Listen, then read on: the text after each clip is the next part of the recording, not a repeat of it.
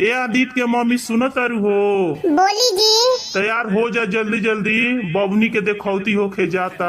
हम देखौती पे ना जाएम, उ खाली नाम खाती पढ़ले बड़ी ननद। उनकरा कुछ आवेला बेटा सब लिखवावेला त लिखे के अइबे ना करेला।